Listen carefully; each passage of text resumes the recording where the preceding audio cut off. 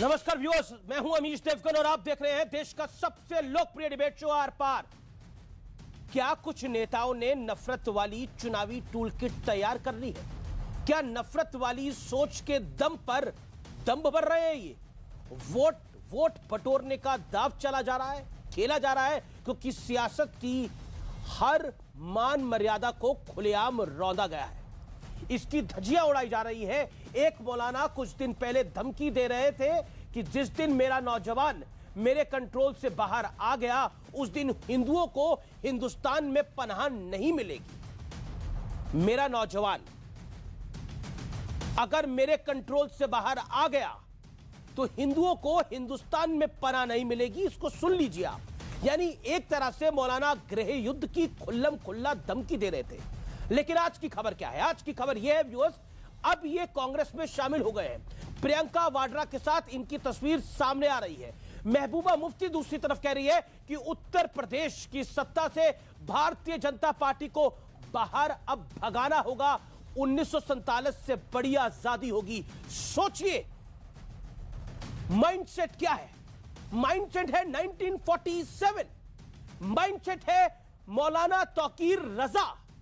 Mindset है ये, यानी इन्हें अंग्रेज राज से ज्यादा नफरत उत्तर प्रदेश में भारतीय जनता पार्टी के राज और काज से है। अगर सीधे तौर पे बोलूं तो योगी और मोदी के राज से है। कुछ दिन पहले समाजवादी पार्टी ने कैराना पलायन के आरोपी नाहिद हसन को टिकट दिया तो इस पर जमकर बवाल हुआ। अब इनकी बहन को टिकट देने की बात हो रही है। उधर महाराष्ट्र में कांग्रेस के अध्यक्ष नाना पटोले नफरत की सारी हदें पार करते हुए कह रहे हैं कि मैं मोदी को मार सकता हूं, गाली भी देख सकता हूं। आखिरकार इस नफरत का दायरा कहां तक बढ़ेगा, कहां तक जाएगा? तो आज इन तमाम मुद्दों पर होगी देश की सबसे बड़ी बहस, हिंदू विरोध का चुनावी टूल किट।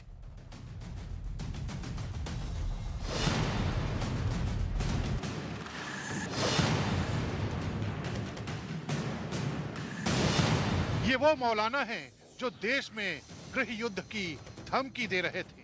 मैं हिंदू भाइयों से खास तौर से कह रहा हूँ, मुझे उस वक्त से डर लगता है जिस दिन ये नौजवान बेकानून हो गया और कानून अपने हाथ में लेने पर मजबूर हो गया तो तुम्हें हिंदुस्तान में कहीं पनाह नहीं मिलेगी। हिंदुस्तान का नक्शा बदल जाएगा।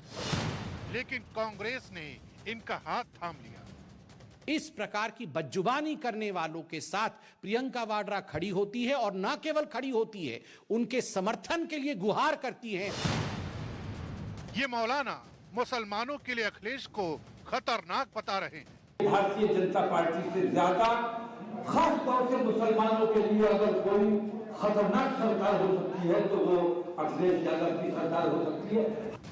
दूसरी तरफ महाराष्ट्र कांग्रेस के अध्यक्ष नाना पटोले कह रहे हैं, मैं मोदी को मार सकता हूं, गाली भी दे सकता हूं। म्हणून मी मोदीला मारू शकतो, त्याला शिवा देऊ शकतो, मोदी म्हणून माझ्या विरोधात प्रचाराला आला। मुझे लगता है कांग्रेस की पॉलिसी है और हम तो मांग करते हैं कि नाना पटोले के ऊपर लीगल एक्शन होना चाहिए, एफआईआर होना चाहिए।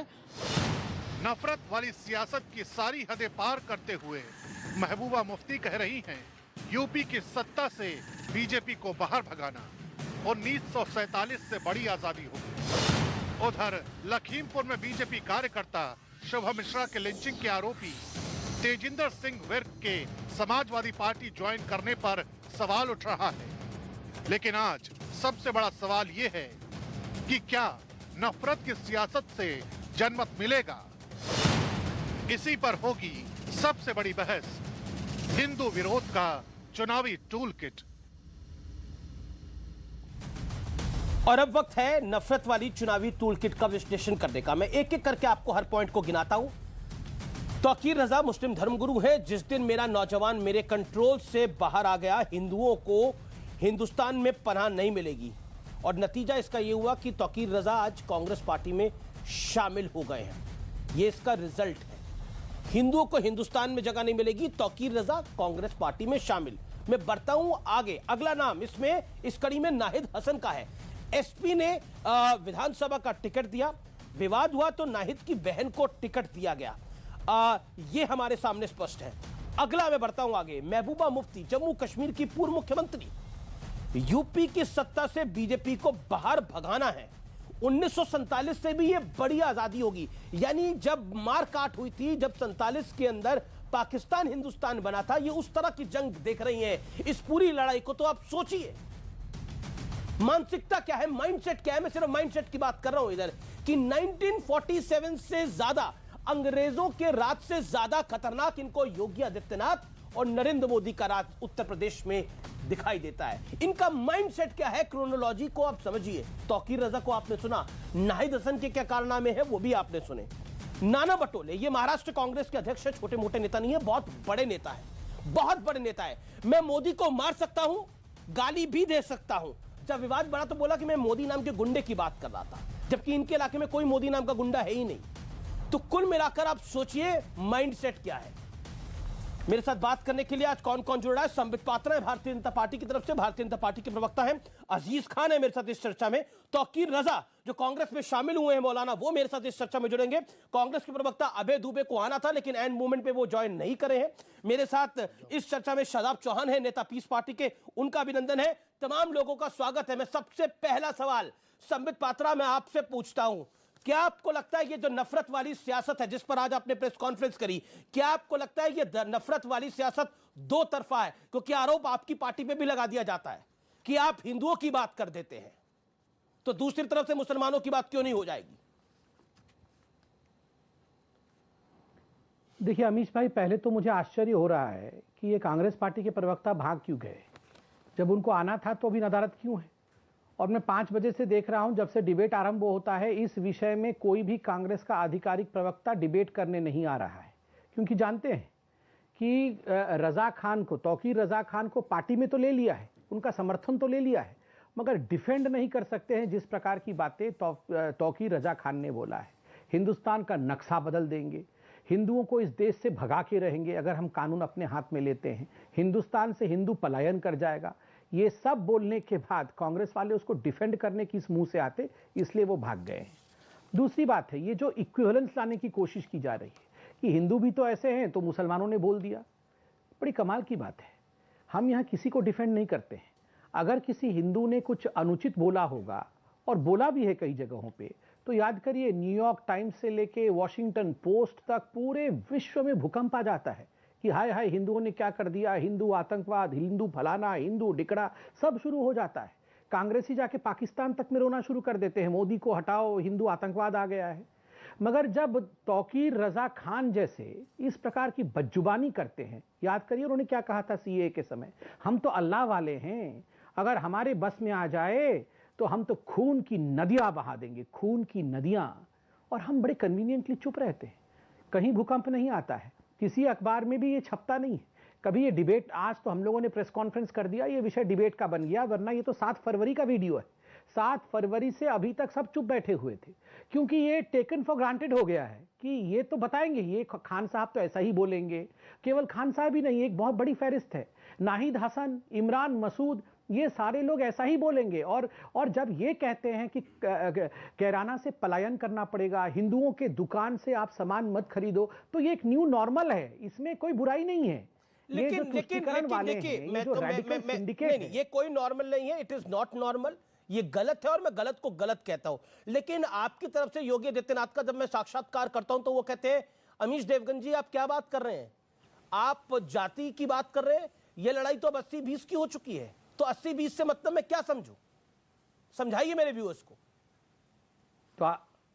तो आपने तो बड़ा गलत समझ लिया अमीश भाई।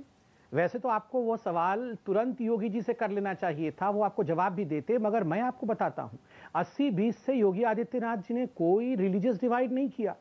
अमूमन किसी भी समाज में 80% लोग वो होते हैं जो कानूननिष्ठ होते हैं, जो कानून के अनुसार, कानून के बिछाए प्रशस्त मार्ग पर चलते हैं, और 15 से 20% लोग ऐसे भी होते हैं जो कानून को तोड़ना जानते हैं, कानून को चकमा देने का प्रयास करते हैं। और योगी आदित्यनाथ जी ने आरंभ से ही ये दिखाया है करके कि जो कानून तोड़ेगा मैं उसको नहीं छोड़ूंगा। याद करिए, चाहे वो मुख्तार अंसारी हो, चाहे वो अतीक अहमद हो, यही मुख्तार अंसारी किस प्रकार से पंजाब में राजा बन के बैठा हुआ था, वो उत्तर प्रदेश तक नहीं आना चाहता था, व्हील चेयर में आ रहा था। योगी का खौफ था कि व्हील चेयर से उठकर चलना आरंभ कर देता है। क्यों नहीं होना चाहिए? यही वो योगी आदित्यनाथ है जिन्होंने 1800 करोड़ रुपए की संपत्ति जब्त की है इस प्रकार की आतंकवादियों से, इस प्रकार के 20% के लोग जो समाज को तोड़ने का काम करते हैं। मैं परसों एक वीडियो देख रहा था अमीश भाई, परसों उस वीडियो में एक व्यक्ति को जब पुलिस पकड़ लेती है क्योंकि वो ना हेलमेट पहना हुआ था ना ट्रैफिक मैं आऊंगा इस विषय पर, तो वो कह रहा था नहीं मैं 10 सेकंड तो दीजिए, मैं समझा तो दूं 80-10 का, बस 10 सेकंड। एक व्यक्ति को पकड़ती है पुलिस और कहती है आपको चालान भरना होगा, आप ट्रैफिक नियम का उल्लंघन कर रहे थे, आपने हेलमेट भी नहीं पहना हुआ था। वो आओ देखता है ना ताओ पुलिस को धमकाने लगता है कि रुक जा, मेरी सरकार आने दे, मेरी सरकार आने दे, फिर तुम कितना चालान काटोगा। हाँ मैं तो यहाँ पे, मैं तो उस व्यक्ति के धर्म के विषय में बात ही नहीं कर रहा हूं, हम तो अच्छे लोग हैं भैया, मैं क्या जानूं उसका क्या धर्म था। वो आप वीडियो दिखा देना, मुझे नहीं पता उसका धर्म क्या था। मैं वीडियो मगर वो कह रहा था अभी तो तुमने पकड़ लिया, हाँ दिखाना, मुझे धर्म से कोई मतलब नहीं है, मगर 20% ऐसे लोग जो कानून को तोड़ते हैं उनके ऊपर योगी जी भारी हैं और होना भी चाहिए। ठीक है ना, ठीक है। तौकीर रजा खान, नाहिद हसन, विपक्ष ये कैसा पॉलिटिकल कॉकटेल बनाना चाहता है? अजीज खान जिसके अंदर नाहिद हसन भी चलेगा जो हिंदुओं के पलायन का बड़ा आरोपी है, जिसमें तौकीर रजा खान भी चलेगा जो कहता है कि जिस दिन मेरा नौजवान मेरे कंट्रोल से बाहर आ गया तो हिंदुओं को हिंदुस्तान में पनाह नहीं मिलेगी। मैं अभी अब्दुल्ला आजम का भी बयान आपको कुछ देर में सुनाऊंगा जो उन्होंने कहा है। बोलिए अजीज खान। देखिए अमीश जी, मैंने बहुत ही गंभीरता से और बहुत ही संयम से मैंने संबित पात्रा की बात सुनी है। मैं बाबा साहब का एक कोटेशन कोट करना चाहूंगा। उन्होंने लिखा था कि मुझे वो धर्म पसंद है जो स्वतंत्रता, समानता और बंधुत्व की बात करता है। मैं कहना चाहूंगा कि जो नफरत की बीज बोने की बात चल रही है, चाहे वो तौकीर रजा साहब हो, चाहे वो चिन्मयानंद हो, मैं वाकई में खंडन करता हूं और इनका मैं कंडेम करता हूं बड़ी स्तर पे। क्योंकि हम जिस मुल्क में रह रहे हैं और जो समाजवादी पार्टी की जो विचारधारा है कि वेद को कुरान के नजदीक लाइए और धर्म को ईमान के नजदीक लाइए, भारत को बचाना है तो अजीज इंसान को इंसान के नजदीक लाइए। संबित पात्रा जी ने, मैंने देखा तौकीर रजा ने जो बोला उस पर एक बड़ा प्रेस कॉन्फ्रेंस किया, मैं इस्तेकबाल करता हूं इनका। लेकिन इन्होंने उस वक्त प्रेस कॉन्फ्रेंस नहीं किया जब हाथरस में की बेटी को रात के अंधेरे में जलाया। जी, आप किस बात को इक्वेट कर रहे हैं? लखीमपुर में किसानों को कुचला गया। सुनिए ना मेरी बात, बहुत अहम बात कर रहा हूं। हाथरस की बेटी का तौसीफ रजा खान, बहुत इंपॉर्टेंट बात कर रहा हूं, मुझे क्या मतलब है? हाथरस की बेटी का तौसीफ रजा खान की बेटी से क्या मतलब है? रेप तो अलवर में भी हुआ, अलवर को लेके क्यों नहीं बोले आप लोग? रेप तो अलवर में भी हुआ, जघन्य अपराध हुआ। अरे भाई आप कवर अप करने की कोशिश नहीं कीजिए। हाथरस का विषय पिछले 1.5 साल से हाथरस के विषय पर आप चर्चा कर रहे हैं। आप उस पे जब भी कोई विषय होता है हाथरस के विषय को जोड़ देते हैं। मुझे बताइए तौसीफ रजा खान ने जो बात बोली, क्या बात है? और ना तौसीफ रजा खान ने तो ये बात बोली, लेकिन नाहिद हसन ने तो किया, नाहिद हसन ने तो किया उसको ना, उसको आपने टिकट दे दिया, आप तो और आगे बढ़ गए ना। तौसीफ रजा खान तो धमका रहे हैं। जी जी जी, कांग्रेस तो धमकाने वाले को साथ ले रही है, आप तो करने वाले को साथ ले रहे हैं। अरे अमीश जी, आप तो, अरे भाई अमीश जी, अजीज खान साहब, मैं तो आपको पूरी सम्मान बोल रहा हूं। कांग्रेस तो धमकाने वाले को साथ ले रही है, आप करने वाले को साथ ले रहे हो। सर मुझे मौका दे, कारक के साथ है। सर अरे सर मुझे मौका दे, अरे सर मेरी मौका दे सर प्लीज। देखिए ये हमारे नेता नाहिद हसन की बात करते हैं, ये नंद किशोर गुर्जर की बात क्यों नहीं करते हैं, जिन्होंने नफरत पैदा की और 3 मुकदमे उनके पास से लोनी में। इन्होंने संगीत सोम की बात क्यों नहीं की, जो दंगा भड़काने की बात करते हैं और दंगा भड़काने के आरोप में उनके पास कई मुकदमे दर्ज हैं। इन्होंने सुरेश राणा की बात क्यों नहीं की, जिन पर 6 मुकदमा दर्ज है। इन्होंने 107 की जो लिस्ट जारी की है उसमें 25 लोग ऐसे जो बड़े अपराध में लिप्त हैं। मैं नाम बताना चाहूंगा, चाहे उमेश मलिक जी हो जिन पर 6 मुकदमे दर्ज हैं, जिन पर कपिल देव अग्रवाल जी को ले लें आप, 6 मुकदमा दर्ज है, मुजफ्फरनगर के हैं। कुंवर भारतेंदु सिंह है जिन पर 6 मुकदमे दर्ज हैं, वो नजीबाबाद से टिकट दिया है। धर्मेश तोमर को ले लें, 3 मुकदमा दर्ज है धौलाना का। एक लंबी फेहरिस्त है, उस पर भी तो प्रेस कॉन्फ्रेंस कर देते। मेरे दोस्त, आपको नाहिद हसन ही दिखते हैं। ठीक है, जवाब संबित जी, संबित पात्रा। ये लोग नहीं दिख रहे हैं। संबित पात्रा, जवाब। 107 में अगर 25 को आपने दिया है टिकट अपराधिक प्रवृत्ति के लोगों को, तो उन पर आपने क्यों सवाल नहीं किया? उन पर आपने सवाल क्यों मुहर्रम नहीं अली पर उठाया? आप क्या आज कहते आपको हैं? नाहिद हसन दिख रहे हैं। ना एक जिन सेकंड, पर आपने मुहर्रम अली फर्जी पर आप क्या मुकदमा दर्ज कहते किया, हैं? राजनीतिक साजिश के तहत मुहर्रम आपने अली मुकदमा पर आप दर्ज क्या किया, कहते हैं? और वो राजनीतिक ना साजिश के एक तहत सेकंड बताइए, उनको गिरफ्तार मुहर्रम किया। अली जिसको सपा में शामिल किया गया, उस पर आप क्या कहते हैं? सिर्फ नाहिद हसन नहीं है, मुहर्रम अली भी है। मुहर्रम अली पप्पू जो कि समाजवादी पार्टी के साथ आया, उस पर आप क्या कहते हैं अजीज खान? मुहर्रम अली पप्पू, सर मैं कह रहा हूं, मुहर्रम अली पप्पू पे आप क्या कहते हैं? सर मैं कह रहा हूं ना, फहरिस्त ढूंढ लीजिए। जो फहरिस्त इनकी है बहुत लंबी फहरिस्त है। तो मतलब सुनिए आप मेरी इनसे बात लंबी खींच अमीर रहे जी, हैं। फहरिस्त बहुत लंबी है। अपने गिरवान में झांक कर ये देखें, गिरवान में जी झांक कर जी जी देखें, जी और संगीत समाजवादी सोम से पार्टी जब पूछा समाजवाद जाता है की तो वो बात कहते हैं करती एक्शन का अम्बेडकरवाद रिएक्शन की होता बात है। करती है। एक सेकंड, अम्बेडकरवाद की बात संगीत करती है, सोम से समाजवाद जब की बात पूछा करती जाता है वो कहते हैं एक्शन का रिएक्शन होता है। अगर हमको ललकारेंगे तो हम क्या करेंगे? देखिए अमीश भाई, मैं जवाब देता हूं। देखिए, चाहे हमारे जितने लोगों का इन्होंने नाम लिया, मुकदमा तो दर्ज उन्होंने समाजवादी पार्टियों ने ही उनके ऊपर किया हुआ था। नाहिद हसन का क्या केस था? हम तो कोर्ट तक गए। नाहिद हसन का क्या आज हश्र हुआ है आपने देखा है? जेल के पीछे है, इनको भी टिकट काटना पड़ा है। आपके पास कोई फहरिस्त है तो आप जाइए ना कोर्ट में, किसने रोका हुआ है आपको कोर्ट जाने के लिए? नंबर एक। नंबर दो, यहां मौलाना तकीर रजा खान के विषय में हम बात कर रहे हैं। एक शब्द की पॉलिटिकल पार्टी के मुंह से कुछ निकल नहीं रहा उसके खिलाफ, एक शब्द बोलने से कतरा रहे हैं, क्योंकि इनको लगता है कि इनके वोट बैंक में सेंध पड़ जाएगा। ये वो लोग हैं जो 2012 में आतंकवादियों को, कुख्यात आतंकवादियों को जेल से छुड़ाना चाहते थे। ये तो शुक्र है इलाहाबाद हाईकोर्ट ने अखिलेश यादव जी की सरकार को फटकार लगाया, और ये जो आतंकवादी को अखिलेश जी छोड़ रहे थे, ये आतंकवादी छूट न पाए। बाबा साहेब अंबेडकर जी के विषय में भी बताया गया, बाबा साहेब अंबेडकर जी को कोट किया गया। मैं बाबा साहेब अंबेडकर को कोट करता हूं, और ये बिल्कुल कोट है उनके किताब पाकिस्तान और पार्टीशन ऑफ इंडिया से। मैं अंग्रेजी में पढ़ के सुनाता हूं, हूबहू जो बाबा साहेब ने कहा है। Islam is a close corporation, and the distinction that it makes between Muslim and non-Muslim is a very real, very positive and very alienating distinction. The brotherhood of Islam is not the universal brotherhood of man. It is a brotherhood of Muslims for Muslims only. There is a fraternity, but its benefit is confined to those within that corporation. For those who are outside of the corporation, there is nothing but contempt and enmity. B.R. Ambedkar, Pakistan or Partition of India. ये खुद बाबा साहेब अंबेडकर ने कहा है। इसलिए बाबा साहेब अंबेडकर जी को आप selectively coat मत करिए, और मैं नहीं चाहता हूं कि किसी प्रकार का वैमनस्य यहां हो। मगर जो व्यक्ति कह रहा है कि अगर हम कानून अपने हाथ में ले ले तो हिंदुओं को हिंदुस्तान छोड़ना पड़ेगा, जो व्यक्ति यहां कह रहा है कि हिंदुस्तान के नक्शे में बदलाव आ जाएगा, ये सब पहले हो चुका है। हिंदुस्तान के नक्शे में इसी प्रकार के जिन्नावादियों ने बदलाव लाया था। जिन्ना और जिन्नावादियों के कारण आज हिंदुस्तान खंडित है। जिन्ना और जिन्नावादियों के कारण हजारों लाखों हिंदुस्तानियों को, हिंदुओं को मौत के घाट उतारा गया। जिन्ना और जिन्नावादियों के कारण डायरेक्ट एक्शन डे के दिन हजारों हिंदुओं को कलकत्ता में मार गिराया गया, बंगाल में मार गिराया गया। और आज जब पुनः ये बातें फिर से बोली जाती है, पुनरावृत्ति होती है, तो हमारा रूह कांप उठता है। कैराना में लोगों को भगाया गया है, हिंदू व्यापारियों के साथ व्यापार ना करे। ये किसने कहा था? ये नाहिद हसन ने कहा था कि कोई भी मुसलमान हिंदू व्यापारी से सामान न खरीदे, हिंदू व्यापारियों के पास कोई ऑप्शन नहीं बचेगा, वो बाहर जाएगा। आज मुझे दुख के साथ कहना पड़ेगा, हिंदू जादव बन गया है, हिंदू कुर्मी बन गया है, हिंदू गुजर बन गया है, हिंदू जाट बन गया है, हिंदू ब्राह्मण बन गया है, हिंदू ठाकुर बन गया है, और इसी कारण हिंदुओं को सदियों से पलायन करना पड़ रहा है। जब तक हिंदू धर्म के लिए, धर्म अर्थात सच्चाई के लिए नहीं लड़ेगा, तब तक देखिए संबित जी, बड़ी लंबी बात की आपने। नहीं तो आप रैली की तरह संबोधित कर रहे थे। सुनिए ना मेरी बात। नहीं, सच्ची नहीं, अब आप नहीं, एक सवाल मुझे बताइए। सुनिए ना, ये नाहिद हसन की बात देखिए। सुनिए मेरी बात। मेरा सवाल, अजीज साहब मेरा सवाल सुन लीजिए, आप ही दोनों हैं, आप मेरा सवाल सुन लीजिए।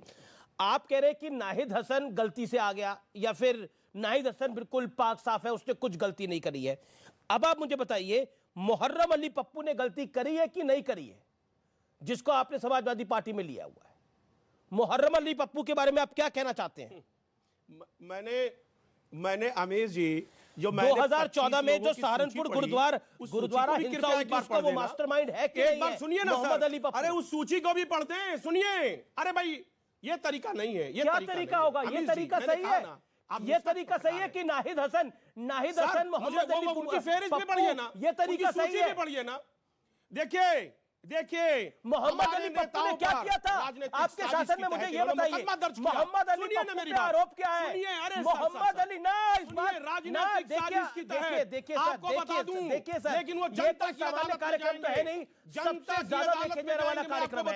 और मैं आपसे ये सवाल पूछूंगा और इस सवाल को जरूर आपसे मैं पूछूंगा, मोहम्मद अली पप्पू पे क्या आरोप है? आप बताएंगे, मैं बताता हूँ आरोप क्या है उस पर? मुझे बात रखने का मोहम्मद अली पप्पू पे आरोप क्या है? सर मुझे बात करने का मौका दीजिए। मैं बिल्कुल सर आपको बात करने का मौका दे रहा हूं, आपके बाद 1.5 मिनट होगा, आप बोलिएगा मोहम्मद अली पप्पू ने क्या किया है, माफ करिए मुहर्रम अली पप्पू ने क्या किया है? वो किसका मास्टरमाइंड था 2014 में? उसने क्या किया था? किस गुरुद्वारे में हिंसा का आरोपी है वो? सर देखिए आप सुनिए मेरी बात, मैं कहना यही चाह रहा हूं कि इतनी लंबी बातचीत की है। आज आप देखिए संबित पात्रा ने आज पूरा प्रेस कॉन्फ्रेंस किया, लेकिन एक शब्द इस मुल्क के बारे में बोला, विकास पे बोला, अपने काम पे बोला। चुनावी वर्ष है, चुनाव का वक्त है, 4 हफ्ते बचे हैं चुनाव के। इन्होंने कहा कि मैंने ये काम किया है, इन्होंने कहा महंगाई ये है, बेरोजगारी ये है, कानून व्यवस्था ये है। एक शब्द उस पूरे प्रेस कॉन्फ्रेंस में मैंने सुना है, नहीं बोला इन्होंने। क्यों ये हिंदू मुसलमान की बात करते हैं अपनी उपलब्धियों को लेकर? मैं तो हिंदू मुसलमान की बात ही नहीं कर रहा, इसलिए मैं मुहर्रम अली पप्पू पे सवाल पूछ रहा हूं। सुनिए मेरी बात, ऐसा क्यों डिस्कम्फर्ट हो रहा है मुहर्रम अली पप्पू पे? आपकी पार्टी के नुमाइंदे हैं, अगर वो पाक साफ है तो उनके बारे में बोलिए। मुहर्रम अली पप्पू पे क्यों नहीं बोल रहे? अरे बोल रहा हूं, ये तो साफ स्पष्ट हो गया ना, मुसलमान एक वोट बैंक है, इसलिए इन विषयों पे बोला ही नहीं जाएगा।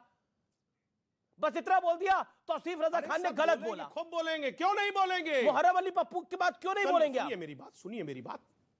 अरे भाई आप मुहर्रम अली पप्पू के लिए बैठे हैं, मेरी बात सुन लीजिए। क्यों नहीं? अच्छा लिए तो आप बैठे हैं अजीज भाई, सिर्फ एक पार्टी में तो आप लिए बैठे हैं मुहर्रम अली पप्पू को। निवेदन है, मुहर्रम अली पप्पू को पार्टी में तो आप लिए बैठे हैं, मैं थोड़ी लिए बैठा हूं। मुझे जानकारी नहीं, पार्टी में लिया है आपने। देखिए सर, जिनके बारे में जानकारी, सर मैं कह रहा था जिसके बारे में मुझे जानकारी नहीं है। अच्छा मजिंदर सिंह बारे में क्या बोलूं? जिसके बारे में जानकारी है 25 लोगों के बारे में। पार्टी का ट्वीट सुनिए ना सर, सुनिए ना सर। अरे मेरी बात सुन लीजिए सर।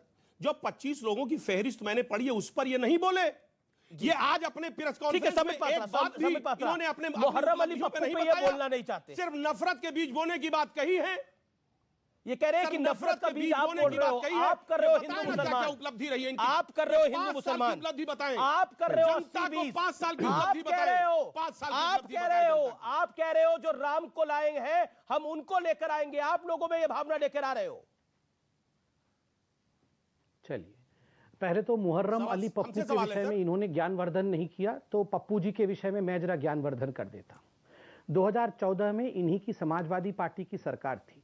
गुरुद्वारा रोड सहारनपुर में जिस प्रकार से गुरुद्वारा की जमीन को लेकर वहां लेंटर डालने को लेकर जिस प्रकार का दंगा भड़काया था मुहर्रम अली पप्पू ने, पुलिसकर्मी से लेकर कई सिख बंधु को घायल किया था। नतीजा हुआ था कि खुद समाजवादी पार्टी की सरकार ने इन पे NSA लगाया था, इनके खिलाफ कई मुकदमे, लगभग 80 के आसपास मुकदमे दर्ज कराए थे। ये उस समय वहां पार्षद थे। आप सोचिए, खुद इनकी सरकार ने उन पे केस लगाया है, कोई भाजपा की सरकार ने केस नहीं लगाया था।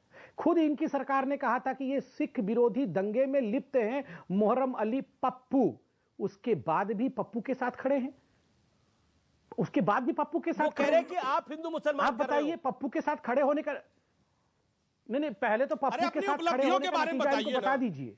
आप बताइए ना 5 साल क्या क्या काम किया? होइए पप्पू, काम बताइए। अरे गुस्सा मत होइए, मैं पप्पू जी के बारे में अभी गुस्सा मत होइए, आप काम भी बताइए। शांति शांति शांति, यहाँ दंगे मत करिए, यहाँ दंगे की बात ना करिए। आप बताइए, 5 साल आप राजा आपको बनाया था इस देश की जनता ने। अरे पप्पू की बात कर रहा हूँ, सुन लीजिए। बताइए ना क्या हो गया, पप्पू की बात हो गई है, अभी बताएंगे आप? इधर उधर अरे अमित भाई शांत करो, ये क्यों गुस्सा हो गए हैं? मैं उपलब्धि बताऊंगा, पहले इनको बोलिए गुस्सा करना, गुस्सा थूक दे। अभी शांति से उपलब्धि बताइए आप। देखिए अमीश भाई, मुझे आश्चर्य, अमीश भाई इनको तो आप सिंगल विंडो में काट रहे थे, फिर ये मुझे दंगाइयों के साथ मत रखिए ना। ये पप्पू बहुत बनाते हैं। अरे किस नहीं, पप्पू आप बन क्यों जाते हैं? हम बनाते हैं तो आप क्यों बन जाते हैं? बताइए आप लोगों को। ऐसे तो नहीं है कि हम बना देते हैं आप बन जाते हैं।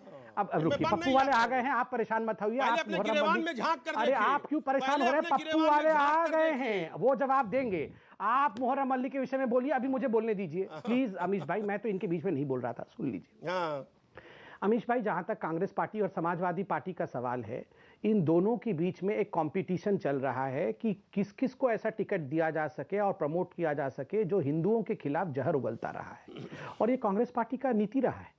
आप याद करिए, कलकत्ता के चुनाव से पहले, बंगाल के चुनाव से पहले इंडियन सेक्युलर पार्टी करके होती थी, जो अब्बास सिद्दीकी नामक हेट स्पीच देने वाले मौलाना की थी, उसके साथ गठबंधन हुई थी। कर्नाटक के चुनाव के समय एसडीपीआई पीएफआई का जो पॉलिटिकल विंग है, उनके साथ गठबंधन हुई थी। ठीक उसी प्रकार केरल में यूएपीए द्वारा बैन किए गए वेलफेयर पार्टी द्वारा, इनके जमाते इस्लामी की पार्टी है वेलफेयर पार्टी, उसके साथ इनकी गठबंधन हुई थी। और तो राहुल गांधी तो खुद ही कहते हैं हाँ हम मुसलमानों की पार्टी है। तो इसके साथ कंपटीशन चल रहा है समाजवादी पार्टी का। नाहिद हसन को हम टिकट देंगे, हम मुहर्रम अली पप्पू को टिकट देंगे। तो स्वाभाविक है ये सवाल, ये बोल रहे हैं कि हिंदू मुस्लिम हम कर रहे हैं। क्यों? अगर इस प्रकार की बाणी हम बोलते, इस प्रकार की बातें हम कर लेते कि मुसलमानों को भगा दो, काट दो, मार दो, तो आप अभी तक अमेरिका तक हल्ला गुल्ला काट चुके होते, सारे लोग एक हो जाते हैं। मगर हिंदुओं के ऊपर कुछ भी बोला जाए, नक्शा हिंदुस्तान के बदलने की बात हो जाए, मगर हमें चुप रहना चाहिए, प्रेस कॉन्फ्रेंस तक नहीं करना चाहिए, क्योंकि ये तो इनका जन्मसिद्ध अधिकार है। हिंदू है कि नहीं हिंदू क्योंकि इनका ये फिर ये अरुण वाल्मीकि कौन है? हिंदू नहीं है क्या? सर, अरुण वाल्मीकि हिंदू नहीं है। मनीष गुप्ता गोरखपुर में जिसकी मॉब लिंचिंग हुई, पुलिस ने मार दिया, वो हिंदू नहीं है। अमीश भाई पूछना चाहता हूँ, बताइए ना वो हिंदू है कि नहीं हिंदू है? शांति से इनको जरा रखेंगे। अरे मैं बता रहा हूँ ना, हम हिंदू की बात कर रहे हैं ना। नहीं, क्या आप मनीष बता गुप्ता दीजिए हिंदू पूरा। नहीं है क्या? अरे अमीश भाई, इनको तो सिंगल फ्रेम में दिखा रहे थे, मैं तो बीच में बोल भी नहीं रहा था, फिर क्यों लड़वा रहे हो हम दोनों को? क्या फायदा है इनसे लड़के, बताओ मुझे क्या फायदा है? ये तो हमेशा नहीं, मैं लड़ नहीं रहा हूँ। हम ये कह रहे सिर्फ ये बता दो कि लखीमपुर में जो किसानों को पूछना वो हिंदू नहीं है क्या? आप देखिए, मुझे सलमान निजामी के बाद जाने दीजिए। सलमान निजामी भी बने हुए हैं कांग्रेस के ऑफिशियल प्रवक्ता, तो हमें ज्वाइन नहीं करें, लेकिन ये कांग्रेस नेता हैं, मेरे साथ जुड़े हुए हैं।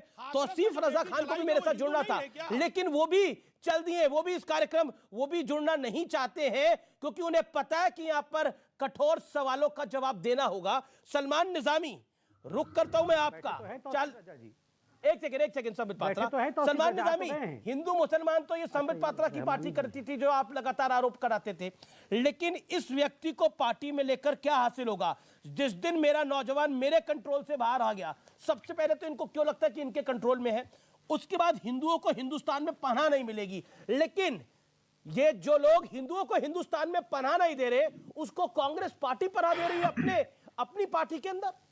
बोलिए, क्या बोलते हैं इस पे आप? देखिए, जिनके घर कांच के होते हैं उनको दूसरे के घरों में पत्थर नहीं फेंकने चाहिए। ये वही भाजपा है जो हिंदू राष्ट्र की बात करती है, ये वही भाजपा है जिसने साध्वी प्रज्ञा ठाकुर, जिसपे तो फिर आप बीजेपी अगर हिंदू राष्ट्र की बात करती है तो कांग्रेस पार्टी मुस्लिम राष्ट्र की बात कर रही है। आप बीजेपी, मैं बीजेपी को जवाब दे रहा हूं, आपको जवाब नहीं दे रहा। सवाल पूछ रहा हूं देश की वजह से, मैं तो देश के नाते सवाल पूछ रहा हूं ना। ये नहीं तो आप मुस्लिम राष्ट्र की तरफ आगे बढ़ रहे हैं क्या? मैं कह रहा हूं कि ये वही भाजपा है जो एक आतंकवाद जो एक्यूज्ड है उस पे कोर्ट पे केस कर रहा है। साध्वी प्रज्ञा ठाकुर कत्ल में वो शामिल है मुसलमानों के, उसको इन्होंने भाजपा में शामिल किया। और ये रजा साहब जो है, इन्होंने ऑफिशियली कांग्रेस को ज्वाइन नहीं किया। सपोर्ट तो कोई भी कर सकता है, बाहर के लोग भी कर सकते हैं, कोई भी कर सकता है। आपकी तो एमपी एमएलए कितने ऐसे हैं जो मॉब लिंचिंग मुसलमानों की हुई, अखलाक पहलू खान, उनको सपोर्ट किया आप लोगों ने। हिंदू राष्ट्र की बात आप करते हैं और मुसलमान करते हैं। अरे मुसलमानों की तादाद ही कितनी है? क्या वो हिंदू आज खतरे में पड़ा? 70 साल कांग्रेस ने सरकारें चलाई, उस वक्त हिंदू खतरे में नहीं था। भाजपा के शासन में जो है हिंदू खतरे में आ गया और मुसलमानों ने हर एक कानून एक्सेप्ट किया। ठीक है, चाहे समर्थ पात्रा वो कहते हैं आप हिंदू राष्ट्र की बात कर रहे हैं, तो हमने तो सिर्फ साथ लिया है, यानी समर्थन लिया है। समर्थन तो कोई भी कर सकता है। नहीं, पहले तो ये जो एक्सक्यूज देने की कोशिश कर रहे हैं कि इन्होंने केवल समर्थन लिया है, अजय लल्लू जो इनके प्रदेशाध्यक्ष हैं, उनके साथ बैठ करके मुख्यालय के अंदर प्रेस कॉन्फ्रेंस करके ये कोई भी सपोर्ट कर सकता है, ऐसा तो नहीं होता है। नंबर एक, प्रियंका वाड्रा के साथ फोटो ट्वीट करती है खुद कांग्रेस पार्टी और कहती है कि ये कितने बड़े व्यक्ति हैं, उनके साथ हमारा लेन देन है, और ये ऐसे ही समर्थन कर देंगे। तीसरी बात है, देखिए मैं अमीश भाई, मैं चुप ही रहता हूं, आप इन्हीं से बात कर लीजिए। आप इनको तो आप इन लोगों को तो सिंगल विंडो में काट के बड़ा प्रोजेक्ट करते रहते हो, और मेन पार्टी को तो आप बोलने देते हो नहीं। ये तो कमाल की बात है। ये हमारे बीच में ये बोलेंगे जो आधिकारिक प्रवक्ता भी नहीं है, इनको आप सिंगल विंडो में दिखाओगे, प्रोजेक्ट करोगे, और जब हम बोलेंगे तब आप बीच में इनको बुलवाओगे ताकि टीआरपी बढ़ जाए। ये कहां की बात है? आप बढ़ाओ अपनी टीआरपी पहले, बोलिए बोलिए संबित पात्रा, गुस्सा क्यों हो रहे हैं? बोलिए, गुस्सा नहीं बोलिए मैं तो अमीश भाई, ये गलती आप लोगों की है। डिबेट को मैनेज करना भी आना चाहिए। ना मुझे बिल्कुल सब कुछ मैनेज कर, नहीं जो लोग आतंकवाद को समर्थन करते हैं इनको आप सिंगल विंडो में, ना बिल्कुल ऐसा कुछ नहीं है। आप अपनी बात को रखिए ना डॉक्टर पात्रा। डॉक्टर पात्रा आप अपनी बात को रखिए। क्यों ऐसा नहीं अमीश भाई? मैं समझ नहीं पा रहा हूँ क्या? नहीं अमीश भाई, आप लोग क्या करते हैं ये सब मैं समझ रहा हूँ। ये टीआरपी का चक्कर मत करिए, इनको सिंपली रखिए साइड में, हमको सिंगल दिखा दीजिए, फिर इनको सिंगल दिखा दीजिएगा। Thank you. देखिए अमीश भाई, मैं तू मैं करके यहाँ डिबेट स्पॉइल करने नहीं आया हूं। मैं अपने बारी का वेट करता हूं और शांति से मुझे बोलने दिया जाए। तीन लोगों के खिलाफ लड़ रहा हूं और ये तीनों हिंदुओं के खिलाफ बोलेंगे। ये तीनों बोलेंगे जो ये तौकीर रजा खान बोल रहा है वो सही बोल रहा है। गलती तो हम लोगों की है, हम लोगों का खून खौलता नहीं और हम सच बोल नहीं पाते। ये दबा के हमें बैठे रहते हैं, और आप लोग भी इनका ही समर्थन करते रहते हैं। समझ पात्रा क्या बात कर रहे हैं? हम तो देश के समर्थन के साथ है, हम तो देश के समर्थन के साथ है। वो कहते हैं कि आप हिंदू राष्ट्र की बात कर रहे हैं तो हम जो तौसीफ रजा कह रहे हैं उसकी बात कर रहे हैं, तौकीर रजा कह रहे हैं उसकी बात कर रहे हैं। बोलिए। नहीं सुनिए अमीश भाई, ये मतलब हमारा अधिकार भी नहीं है। ये कहेंगे हिंदू तुम पलायन कर जाओ, तुमको तो हिंदुस्तान में भी जगह नहीं मिलेगी। गलती से भी हमने प्रेस कॉन्फ्रेंस कर लिया तो यहां पर ये आके हमारे सर पे चढ़ जाएंगे, ये आके हमारे खिलाफ अनर्गल बोलेंगे कि इसमें हम हिंदू मुस्लिम डिवाइड कर रहे हैं। 12 आतंकवादियों को छोड़ने के लिए अखिलेश यादव जी ने जिस प्रकार से कानून बनाया, उनके नाम तक डिक्लेयर कर दिए थे कि ये 12 आतंकवादी छोड़े जाएंगे 2012 के अंदर, जो कट्टर आतंकवादी थे। ये तो शुक्र है कि इलाहाबाद हाईकोर्ट ने इन आतंकवादियों को रोक दिया छुड़वाने से और अखिलेश यादव के ऊपर फटकार लगाया। ये तो इनका, ये बोल रहे हैं कि ये तौकीर रजा जो बोल रहा है सही बोल रहा है। अरे इनके हिसाब से तो याकूब मेमन भी सही है, इनके हिसाब से ओसामा बिन लादेन भी सही है। आप इनसे पूछ लो अभी, याकूब मेमन आतंकवादी था क्या? साध्वी प्रज्ञा को इन्होंने आतंकवादी बोल दिया, याकूब मेमन को आतंकवादी नहीं बोला जाएगा। जो कश्मीर में मार रहे हैं ना गोली कर करके, उनको आतंकवादी नहीं बोलते हैं ये लोग। साध्वी प्रज्ञा जिसको कि कोर्ट ने बरी किया है, जो कि लड़के सांसद बनी है और अभी मालेगांव का पूरा विषय अभी सामने आया है, वो आतंकवादी बन गई। क्यों? Just because she is a Hindu. वो साध्वी है, हिंदू है, जवाब बोलते रहो, उनको कुछ भी बोलते रहो। सलमान निजामी मौलाना को कांग्रेस पार्टी इस कट्टरपंथी मौलाना के साथ खड़ी है, अपने घर में बुला के प्रेस कॉन्फ्रेंस करती है। इससे ज्यादा प्रूफ क्या चाहिए? और फिर आप कहते हैं हिंदू मुसलमान नहीं करते। इन्होंने याकूब मेमन की बात की, उसके कांग्रेस के टाइम पे उसको फांसी हुई थी। मसूद अजहर को पाकिस्तान छोड़ने वाले भाजपा के लोग हैं। तौकीर रजा पे बात करिए। तौकीर रजा को पार्टी के साथ गठबंधन करना क्यों जरूरी था? मुसलमान वोटों के लिए तौकीर रजा जरूरी थे? हाँ ना बोलिए। देश में चाहे हिंदू हो उतना इंपॉर्टेंट है, मुसलमान भी उतना इंपॉर्टेंट है, सिख भी उतना इंपॉर्टेंट है। आप हर एक, वो तो आतंकवादी थोड़ी ना है। मैं तो कह रहा हूं कि आप आतंकवादियों को पनाह देते हैं। आप लोगों ने तो आतंकवादियों को सांसद बना दिया। आपने तो कितने लोगों को टिकट दी जिन पे केस चल रहे हैं, मुकदमे चल रहे हैं। जी ठीक है। संबित पात्रा जवाब। ओके, अब आपने अपने भविष्य को रख लिया। संबित पात्रा जवाब। नहीं देखिए, यहां पर ये कितने लोगों को टिकट दे दी, हमने देश का बंटवारा कर दिया, ये सब कहने से कुछ नहीं बचने वाला है। आप भी जानते हैं देश का बंटवारा किसने। शांत रहिए, आपने बोला जानते हैं हिंदू। शांत रहिए, ये फिर अपनी टर्न पे बोलिए ना। फिर बीच में शुरू हो गए। संबित पात्रा आपके बीच में नहीं बोल रहे थे ना? नहीं, मुझे जवाब दिए मसूद। अरे आपको जवाब देने का मौका मिलेगा, पर आपने एक विषय को रखा, आप उसका जवाब सुनिए 40 सेकंड, फिर आप बोलिएगा 40 सेकंड। इत्मीनान से ऐसे ही होती है बहस। बोलिए तब। देखिए, मुझे तो आश्चर्य होता है, ये जो लोग अफजल हम शर्मिंदा हैं, तेरे कातिल जिंदा है, भारत तेरे मैंने मसूद अजहर की बात इंशाअल्लाह के समर्थन में रहूं। मैं शांति से बैठूंगा अमीश भाई, आप इन्हीं से बात करो। मैं बिल्कुल नहीं बोल प्रॉब्लम है, आप बीच में लगातार बोलते हैं। संबित बोलिए आप अपनी बात। शांति से आप इन्हीं के साथ डिबेट करिए अमीश भाई, कोई बात नहीं। आप बड़े हेडमास्टर लग रहे हैं कि आप मसूद अजहर के बारे में पूछेंगे, मैं बैठ के यहाँ पे जवाब देता रहूंगा। आप इनको पहले शांत करिए अमीश भाई, वरना आप इन्हीं के साथ डिबेट करिए। ये अच्छा मजाक लगा रखा है, सबके बीच में ये बोलते रहेंगे। नहीं अमीश भाई, एक रिक्वेस्ट है, ऐसे मौलाना, पढ़े लिखे मौलानाओं को बुलाया करो। ऐसे मौलानाओं को बुलाते हैं, बीच में सबके चिल्लाने लगते हैं ये। अरे मौलाना थोड़ी सलमान निजामी है, ये तो कांग्रेस के नेता है। अच्छा, मेरे पास सामने टीवी नहीं है, मुझे लगा कोई मौलाना ही चिल्ला रहे हैं करके। अच्छा, सलमान निजामी जी हैं, ठीक है। देखिए, मैं इतना कहना चाहता हूं अमीश भाई, भारत तेरे टुकड़े होंगे इंशाअल्लाह। इसके समर्थन में कौन खड़े थे? राहुल गांधी और तमाम जो कांग्रेस का कुनबा है जाके जेएनयू में खड़ी थी ना, अफजल हम शर्मिंदा हैं, तेरे कातिल जिंदा है, अफजल गुरु को यूलोजाइज करने वाले, अफजल गुरु के हक में ये कांग्रेस पार्टी हमेशा खड़ी रही है। इनके बड़े बड़े नेताओं ने चिट्ठी लिखा है, याकूब मेमन के लिए इनके लोगों ने चिट्ठी लिखा है। ये तो वो लोग हैं जो पाकिस्तान में जाके कहते हैं मोदी को हटाना होगा, और आज यहां पर एक मतलब आप सोचो जरा, रजा खान इस व्यक्ति ने जिस प्रकार की भाषा हिंदुओं के लिए कहा है, खुदा ना खास्ता किसी हिंदू ने अगर इस प्रकार की बात कह दी होती तो ये पूरे हिंदुस्तान तो छोड़िए पूरे विश्व में अभी अर्थक्वेक हो गया होता, भूकंप हो गया होता, पूरी जगह हर जगह हाय हिंदू हाय हिंदू हाय हिंदू शुरू हो गया होता। आखिरकार क्या मजाक बना के रखा हुआ है? एक सेकंड सलमान निजामी, एक सेकंड संबित, तो सलमान निजामी, जो तौकीर रजा ने बोला उस बात से आप सहमत हैं? उन्होंने जो बोला उससे आप सहमत हैं, हाँ या ना? देखिए, देश में जो माहौल भाजपा ने बनाया है, नहीं, भाजपा ने क्या माहौल बनाया है? भाजपा ने ये माहौल बनाया है कि हिंदुओं को हिंदुस्तान में रहने का अधिकार नहीं होगा। क्या बात कर रहे हैं आप? बात तो नहीं की कि भाई कोई बंदूकें उठाएगा, कोई जो है कत्ल करेगा किसी का।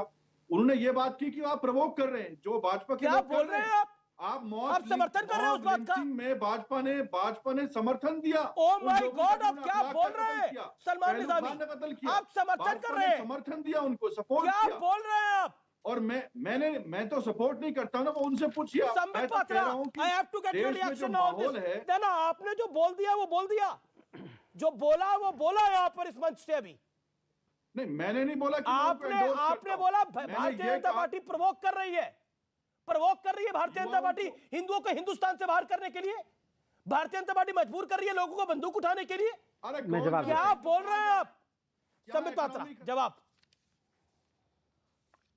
देखिए मुझे तो आश्चर्य लग रहा है।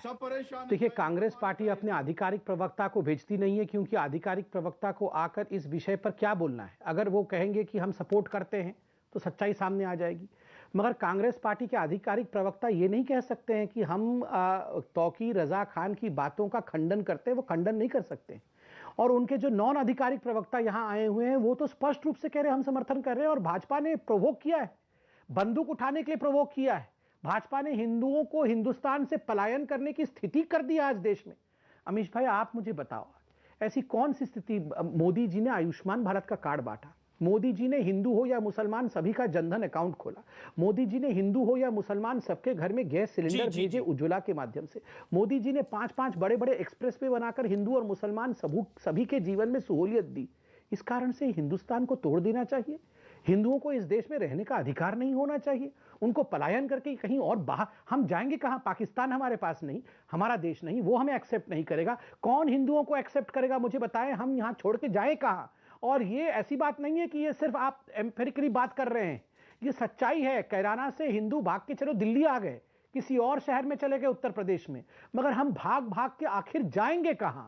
और ये पलायन हकीकत है। जो बोला अंसार खान ने, जो बोला तौफीक रजा खान ने, वो हकीकत है, वो कर रहे हैं ऐसा। ठीक है, मैं रुक करता हूं तस्लीम रहमानी का। तस्लीम रहमानी, उत्तर प्रदेश की सियासत में तौकीर रजा का कांग्रेस के साथ आना और उनका यह बयान कितने मायने रखता है? पहले तो मैं ये कहूंगा अभी देवगन के आप भी डरिए मत। ये संबित पात्रा डरा रहे हैं आपको, आप डरिए नहीं इनसे। इनके पास इख्तियार रहने वाला नहीं है, इनसे मत डरिए। लोगों ने इनको पहचान लिया, इनके कलई खुल चुकी है। दूसरी बात, ये 7 जनवरी का बयान आज सुबह संबित पात्रा के प्रेस कॉन्फ्रेंस करने तक 11 दिन तक इस पे बीजेपी को कोई एतराज नहीं था। एक भी एफआईआर इन्होंने दर्ज नहीं की। आपको एतराज है इस बयान पे कि नहीं है रहमानी साहब? मैं पहले इनसे तो पूछ लो। आपकी राय मैं जानना चाह रहा हूं, मैं संबित पात्रा को ले आऊंगा स्क्रीन पे। तौकीर रजा के कांग्रेस ज्वाइन करने के 3 दिन के बाद इनको ये एतराज क्यों हुआ है? उससे पहले हिंदू खतरे में दिखाई नहीं दिया था इनको? वो बयान पढ़ने के सुनने के बाद वो तो उसी दिन वायरल हो गया था, 7 जनवरी को वायरल हो गया था। उस दिन इनको हिंदू खतरे में दिखाई नहीं दिया। नहीं, उस दिन इनको ये वायरल, ये 11 दिन पुराना बयान है, ये 11 महीने पुराना बयान है, 5 दिन पुराना बयान है, 5 महीने पुराना बयान है। मैं आपसे पूछ रहा हूं, आप इस बयान के साथ हैं या इस बयान के खिलाफ है? पहले इनसे पूछ के बताइए मुझे, आपकी राय क्या है? इन्हें क्यों ख्याल आया? कोई एफआईआर करा के आए कि नहीं? ये जवाब संबित पात्रा से आपका सवाल है। अब आप इत्मीनान से सुनिए 30 सेकंड में। संबित पात्रा और फिर मैं एक बड़ी स्टेटमेंट दिखाऊंगा। देखिए अमीश भाई, अभी थोड़ी देर पहले मैं रहमानी साहब के साथ किसी और चैनल में था। उन्होंने कहा जो कुछ भी तौकीर रजा खान ने कहा है बिल्कुल सच कहा है और हिंदुओं ने उनको प्रोवोक किया है ये कहने के लिए, और इसी कारण से उन्होंने कहा है। देखिए अमीश भाई, एक सच्चाई आप यहाँ समझ लो, चाहे निज़ामी भाई हो, चाहे रहमानी भाई हो, चाहे शाहदाब हो, ये हमेशा एक हैं, चाहे किसी भी पार्टी में होंगे। लड़ तो अमीश देवगन, संबित पात्रा और समाजवादी पार्टी के हमारे यादव भाई रहे हैं, सदियों से हम ही लड़ रहे हैं, ये कभी लड़ेंगे नहीं। ये सारे के सारे रजा खान साहब के साथ खड़े हैं, ये याकूब मेमन के साथ भी खड़े थे, ये जाकिर नायक के साथ भी खड़े थे। मैं आपके साथ नहीं, सुनिए, तौकीर रजा खान जी को कहिए जरा शांत रहेंगे। वाजे कर दीजिए तौकीर रजा खान, जरा आप मुझे बोलने दें। अफजल गुरु और तौकीर रजा, क्या दोनों को आप आतंकवादी मानते हैं? क्या आप तौकीर रजा को वैसे ही आतंकवादी मानते हैं जैसे आप याकूब मेमन को आतंकवादी मानते हैं? नहीं, पहले ये जवाब दीजिए। पहले आप बता दीजिए, आप याकूब मेमन को आतंकवादी मानते हैं कि नहीं? पहले ये जवाब दीजिए। आप मुझे जवाब दीजिए, याकूब मेमन आतंकवादी है या नहीं? पूछा है सवाल आपसे। मैं आपको जवाब नहीं देने वाला, मैं आपसे सीधे सीधे पूछ रहा हूँ, याकूब मेमन आतंकवादी है या नहीं, आप बता दीजिए। बोलिए, याकूब मेमन आतंकवादी है या नहीं, मैं पूछ रहा हूँ। याकूब मेमन आतंकवादी है या नहीं, मैं आपसे पूछ रहा हूँ, हाँ या ना में जवाब दीजिए। याकूब मेमन आतंकवादी है या नहीं?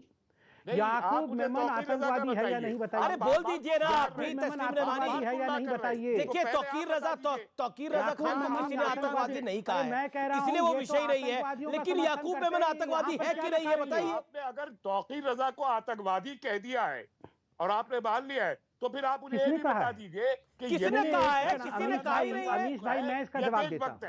ये भी बताइए। नहीं अमीश भाई, यहाँ पर ये नाटक करने की कोशिश ना करें। नाटक कंपनी मत करिए। खुद ही आतंकवादी बोल रहे हैं। तस्लीम रहमानी, ये बताइए जो उन्होंने कहा था सही कहा था या गलत कहा था, उस पर आपने चुप्पी साधी हुई है या दूसरी नाटक कंपनी खोल के बैठ गए हैं? ये तो याकूब मेमन के स्पोक्स पर्सन है, इनको क्यों बुलाया गया है?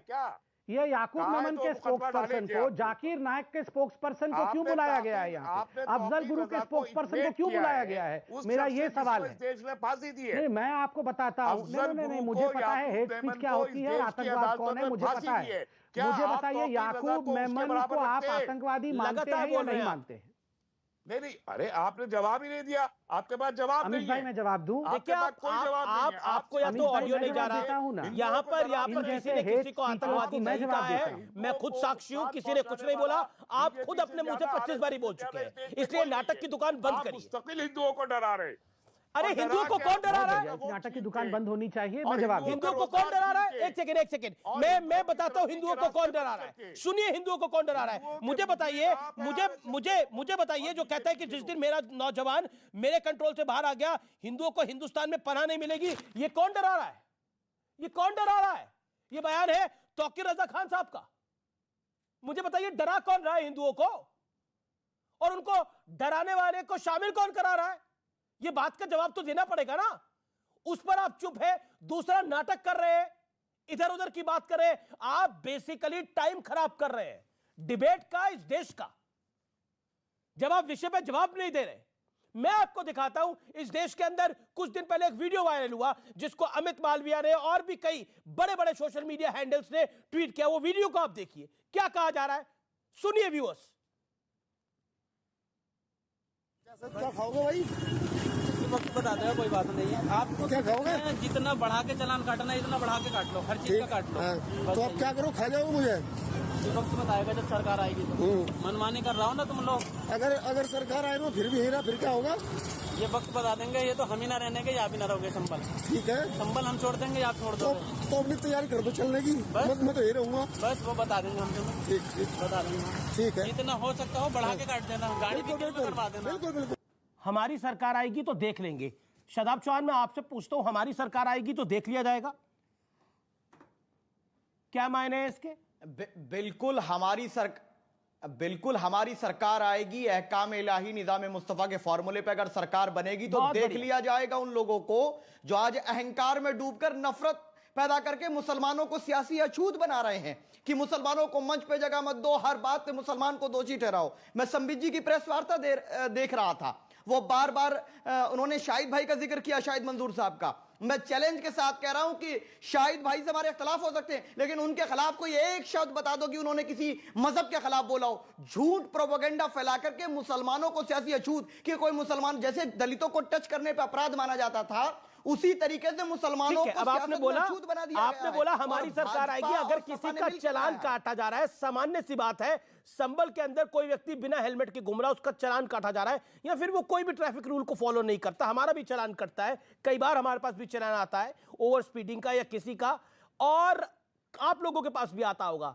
उल्टा व्यक्ति ये कह रहा है कि मेरी सरकार आएगी, अभी जितना बढ़ा के चालान काटना है काट लो, तुमसे पूरा मैं वसूल लूंगा। इसके मायने क्या है? और आप कह रहे हैं हाँ हमारी सरकार आएगी, और आप शादाब चौहान आप ये बात को कह रहे हैं। अच्छा ये भी बता दीजिए 10 सेकंड के अंदर, ये तौसीफ रजा खान साहब ने सही कहा बिल्कुल या गलत कहा कुछ? इस पर आपकी राय क्या है? मैं मौलाना तौकीर रजा साहब का बेहद एहतराम करता हूं और उनके अल्फाज को तोड़ मरोड़ के पेश किया। उन्होंने गलत नहीं कहा, लेकिन बाबरी मस्जिद में मूर्ति रखवाने वाली कांग्रेस और गिरवाने वाली भारतीय जनता पार्टी किसी को सेकुलरिज्म का सर्टिफिकेट ना दे। हमें संबित पात्रा से सीखने की जरूरत नहीं है। ये आतंकवादियों का गैंग नहीं था जिन्होंने बाबरी मस्जिद को शहीद किया था। मतलब उन्होंने भी, सुनिए इंटरेस्टिंग है, उन्होंने भी कोई गलत नहीं कहा। ये जो वायरल वीडियो है ये भी कुछ गलत नहीं कह रहा था। गलत तो मैं ही कह रहा हूं। ठीक है, आप जवाब सुन लीजिए। संबित पात्रा जवाब, ठीक है संबित पात्रा 30 सेकंड में जवाब। संबित पात्रा 30 सेकंड में जवाब। अमीश भाई 10 सेकंड। ना आपको मैं वक्त दूंगा। अमीश भाई आप तो शांति से मुझे सुन लीजिए। अमीश भाई, सबको शांति से सुना गया, मेरे समय सब लोग बोलने लगते हैं। अमीश भाई मुझे तो बड़ा आश्चर्य लगा कि इस पे ऑब्जेक्शन किसी ने नहीं किया। अभी पीस पार्टी के नेता ने कहा, जब आपने पूछा कि इस व्यक्ति को गिरफ्तार करना चाहिए था कि नहीं, इसने कानून तोड़ा, सही कि नहीं, तो इन्होंने कहा नहीं, जब निज़ाम मुस्तफ़ा का राज आएगा तो बिल्कुल ऐसा ही होगा। जब हमारी सरकार आएगी तो हम तो चालान नहीं देंगे। निज़ाम मुस्तफ़ा का जब राज आएगा तो हम तो चालान देंगे ही नहीं। जो यहाँ पीस पार्टी के प्रवक्ता ने कहा और जो रजा खान ने कहा, तौकीर रजा खान ने कहा, उसमें डिफरेंस क्या है? तौकीर रजा खान ने कहा जब कानून हमारे हाथ में रहेगी तो हम हिंदुओं को पलायन करने के लिए बाध्य कर देंगे, हिंदू इस देश में रह नहीं पाएगा। और ये कह रहे हैं कि जब निज़ाम मुस्तफ़ा आ जाएगा तो हम चालान भी नहीं देंगे। यही तो माइंडसेट है जिसको एक्सपोज करने की आवश्यकता है। हिंदुस्तान में निज़ाम मुस्तफ़ा ये तो सीना ठोक कर कह सकते हैं। गलती से मेरे पास समय इतना ही है, मुझे इस कार्यक्रम को वाइंड अप करना पड़ेगा। आपका बहुत बहुत शुक्रिया इस कार्यक्रम में जुड़ने के लिए। हिंदुस्तान में तो संविधान का राज है, जिसमें इसीलिए हिंदू भी रहता है, इसीलिए बाकी मजहब के लोग भी रहते हैं। लेकिन अफसोस की बात यह है कि लोग एक तरफा चश्मे को डालकर उसको अब अपनाना भी चाहते हैं और उस पर शिकन भी नहीं रखते हैं। लेकिन हिंदुस्तान, देशवासी, देश प्रेमी हिंदुस्तानी सब चीजों को देख रहा है, वो भी खुली आंखों से, इसलिए कोई बच नहीं पाएगा। नमस्कार।